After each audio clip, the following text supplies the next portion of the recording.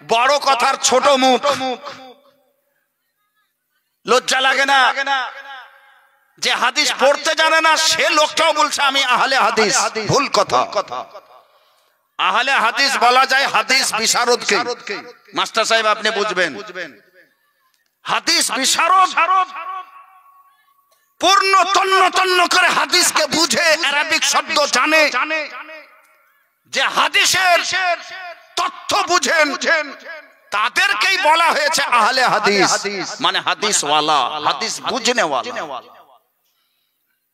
আর এই লোকটা খাবার খেতে জানে না, ঝগড়া করে, বিসমিল্লাহ বলে খেতে হবে না বিসমিল্লাহির রহমানির রহিম বলে খেতে হবে, এই কথাটা জানে না।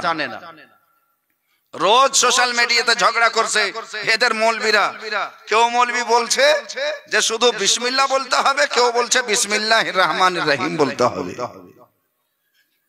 সিদ্ধান্ত কারো কাছে নাই, কি বলতে হবে। মান তারাকা সালাতা মুতাআম্মিদান, এক পেটলা মৌলবী আছে, তাকে জিজ্ঞাসা করা হচ্ছে যদি কোনো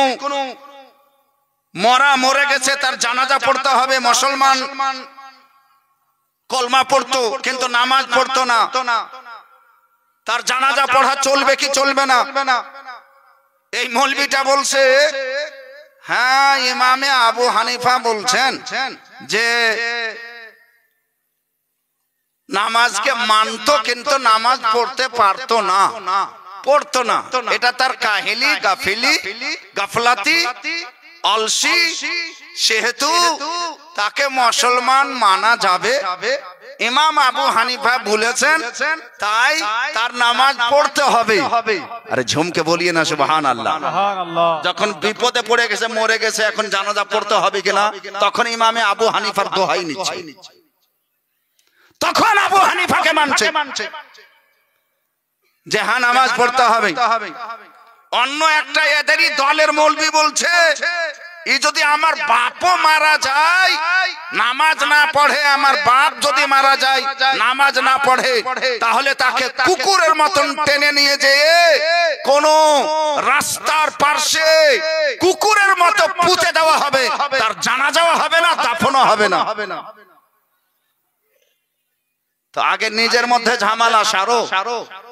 যারা নামাজ পড়ে না ওরা কাফির না মুসলমান তোমরা নিজেই বলতে পারছো না।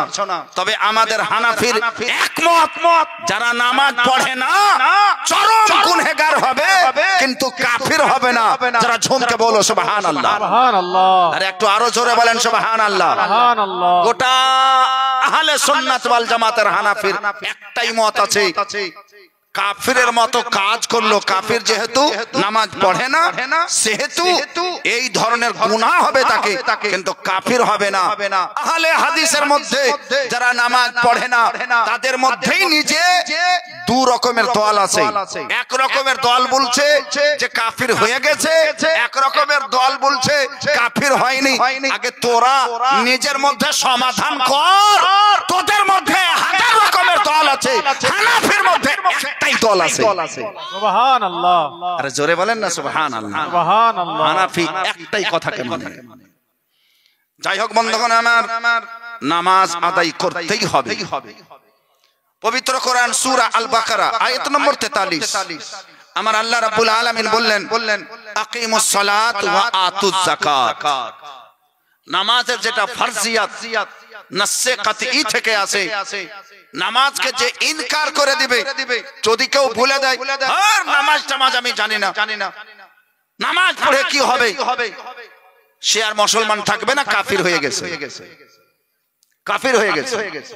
নামাজ টামাজ আমি জানি না, নামাজ পড়ে কি হবে, এই কথা যদি ভুলে দেয় এর মানে সে নামাজকে ইনকার করছে, নামাজকে অস্বীকার করছে, কাফির হয়ে যাবে। হ্যাঁ, নামাজ পড়ে না গুনহগার হবে, কাফির হবে না, কিন্তু নামাজকে স্বীকার করছে। ওয়া আতুজ যাকাত, এবং যাকাত প্রদান করো। যতই বড় নামাজি হয়ে যাক তাকে যাকাত দিতে হবে।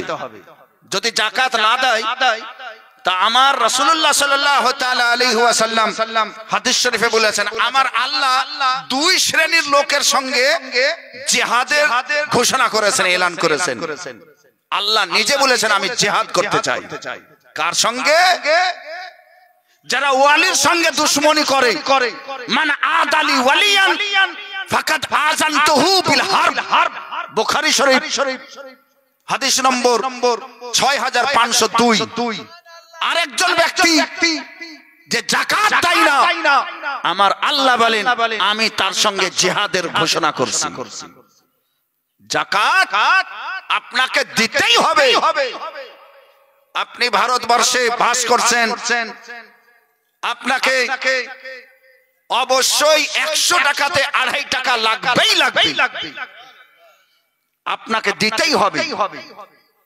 আপনার যেদিন ধান কাটলেন, যেদিন ধান কাটার পরে মাড়া হয়েছে, ওজন হয়েছে, যেদিন ওজন হবে সেদিনই আপনার উপরে যাকাত ওয়াজিব হয়ে গেছে।